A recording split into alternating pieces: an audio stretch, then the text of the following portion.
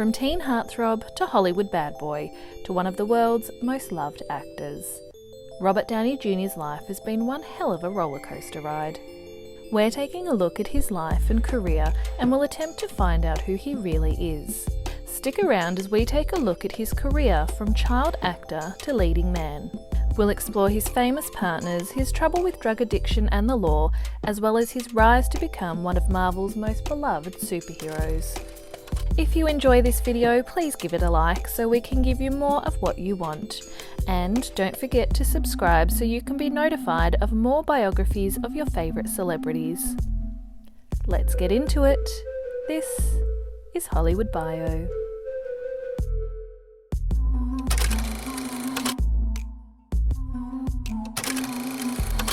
Robert Downey Jr. was born April 4th, 1965 in Manhattan, New York. His father, Robert Downey Sr., was an actor and filmmaker, and his mother, Elsie Ann, was also an actor. His parents divorced when Robert was just 10 years old. He lived with his father, who was a drug addict, and played a role in many of his father's films. His father allowed Robert to try marijuana at the tender age of 6. He would later regret this decision. After dropping out of high school, Robert decided to pursue acting full-time.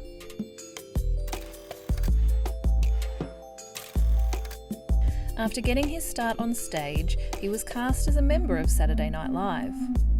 Unfortunately, there were poor ratings and reviews of SNL that year, and so his time on the show was short-lived when he was dropped from the cast after just one season. Rolling Stone would go on to name Robert as the worst cast member on SNL's entire run. This setback did not last long, however, when Robert was cast in a number of major films, including John Hughes' film Weird Science. He played Ian, one of the boys who bullied the main character. He made the step from supporting actor to leading man when he played the romantic lead opposite Molly Ringwald in The Pickup Artist. Many considered him as a member of the Brat Pack, alongside Emilio Estevez, Rob Lowe, Molly Ringwald, and many others. Robert's role in Less Than Zero would be a defining moment in the actor's life. He played Julian, the drug-addicted best friend of the main character. Although it is not exactly one of Robert's more well-known roles, it had a lasting impact on the actor himself. He said, "Until that movie, I took my drugs after work and on the weekends. That changed on Less Than Zero. The role was like the ghost of Christmas future. The character was an exaggeration of myself. Then things changed, and in some ways I became an exaggeration of the character." We'll talk more on this later in the bio. Despite his developing drug addiction, Robert was able to continue working on big-budget films and maintain a level of professionalism. The early 90s were a time of great success for the actor. In 1992, he starred as Charlie Chaplin in the film Chaplin. The film was a career highlight for Robert, who threw himself into the role, learning how to play the violin and working with a coach to develop the character's voice, posture and mannerisms. His work earned him a nomination for the Best Actor Academy Award. Robert went on to star in Heart and Soul with Kira Sedgwick, Natural Born Killers with Woody Harrelson, and Two Girls and a Guy with Heather Graham, as well as a string of other successful films. His Hollywood career was tracking along with great success, but troubles in his personal life risked him losing it all. Robert was a long-time drug addict after his father provided his son with marijuana and alcohol from an early age. Robert has said, "When my dad and I would do drugs together, it was like him trying to express his love for me in the only way he knew how." His drug addiction led to troubles with the law, and in 1996 he was arrested for driving under the influence and possession of drugs and a firearm. What followed was years spent in and out of drug rehabilitation clinics, time in court, and a stint in prison. Not only did his addiction cost him job opportunities, but he lost a lot of relationships too, most notably his relationship with actress and long-term girlfriend Sarah Jessica Parker. The pair met on the set of film Firstborn in 1984. They struck up a romance and moved in together not long after. The couple were together for nearly 8 years before Robert's drug habits became too much for Sarah Jessica. She has said she felt she had taken on more of a parent role in the relationship, and although she had fallen out of love with him, she stayed out of fear that he might die. Robert has said of the relationship, "She provided me with a home and understanding. She tried to help me. I was in love with Sarah Jessica, and love clearly was not enough." The couple separated in 1991. Robert went on to marry model, actress and singer Deborah Falconer just 1 year later. After a whirlwind 42-day romance, the pair wed on the 29th of May 1992 and welcomed a son, Indio, in September of the following year. Falconer was married to Robert for many of his most turbulent years, and it ultimately took a toll on their marriage. The couple separated in 1996 when their son was just 3 years old, and finalised the divorce in 2001. The early 2000s saw a comeback for the actor with a regular role on TV series Ally McBeal. Despite his continuing drug habit, the role was a professional success for him, earning him an Emmy nomination and a Golden Globe win for Best Supporting Actor. Robert himself says his performance on the series was overrated. He does not look back on that time in his life fondly, and considers it one of his lowest points in his drug addiction. In 2003, he was cast in film Gothica, alongside Halle Berry and Penelope Cruz. It was a box office hit, but more importantly for Robert, it was where he met his current wife. Susan Downey, then Susan Levin, was a producer on the film when she became friendly with the actor. Although she does admit her first impressions of him were that he was weird. She was initially hesitant to pursue a romantic relationship with the star, as she was concerned he would lose interest once filming wrapped.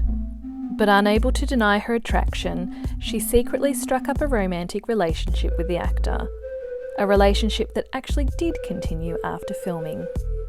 Robert and Susan married in 2005 and welcomed son Exton in 2012 and daughter Avery in 2014. Meeting Susan was the life-changing moment Robert needed. Susan supported Robert to finally quit drugs and alcohol and helped to revive his career. He credits her as being the reason for his success, saying, "The old saying is true, behind every good man there's an incredible woman. I owe a huge amount, if not all, of my success to Susan." Robert used the 12-step program, therapy, yoga, meditation and martial arts to overcome his drug addiction. By 2003, Robert was clean and ready to once again take Hollywood by storm. With Susan by his side, Robert went on to star in box office hits including Zodiac, The Soloist, Tropic Thunder, Sherlock Holmes and Dolittle. But his biggest success was as one of Marvel's most loved superheroes, Iron Man. In 2008, Robert introduced the world to his version of Tony Stark as Iron Man. A fan of the character as a child, Robert embodied the genius, billionaire, engineer superhero at the age of 40. Although he almost didn't get the part, it was the actor's troubled past that actually won him the role. Director Jon Favreau said of Robert, "The best and worst moments of Robert's life have been in the public eye. He had to find an inner balance to overcome obstacles that went far beyond his career. That's Tony Stark." Robert prepared for the role with weight training 5 days a week and worked extensively with a martial arts mentor. Not only did he need to get into shape physically, he also had to prepare mentally. Robert says the challenge of the character was making a wealthy establishmentarian, weapons manufacturing, hard drinking womanizer into a character who is likeable and a hero. His hard work paid off. The film was a box office smash and earned Robert a number of awards and nominations, including an MTV Award for Best Hero, a People's Choice Award and a Saturn Award, as well as nominations for the Critics' Choice Awards and Empire Awards. Robert and his wife Susan started a production company named Team Downey. Since its formation in 2010, the company has produced films The Judge, Dolittle and Sherlock Holmes, as well as television series Perry Mason on HBO and Sweet Tooth on Netflix. Robert also enjoys singing and making music, and released an album called The Futurist in 2004. He has, however, said he won't make another album, as the amount of energy it takes to make one is not compensated. He is also credited on soundtracks for Ally McBeal, Heart and Soul, and a number of other films. Along with his Avengers co-stars, Robert was honoured in 2009 with a spot outside Grauman's Chinese Theatre. Robert placed his hands and feet in wet cement and literally left his mark on Hollywood forever. Robert almost played Batman in 1989, but ultimately lost the role to Michael Keaton.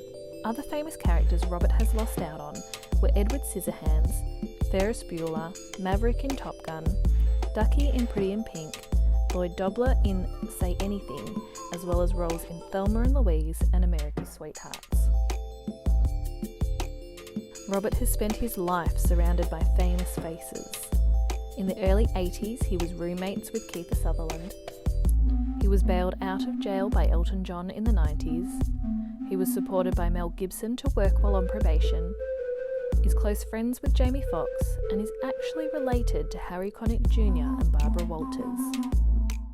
Robert Downey Jr.'s life has been an interesting one, and perhaps one we can all learn some lessons from. His ability to overcome personal challenges and excel in a competitive industry is an inspiration to us all.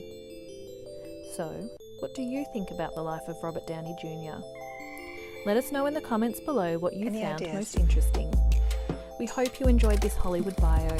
Don't forget to like and subscribe, and we'll see you in the next video.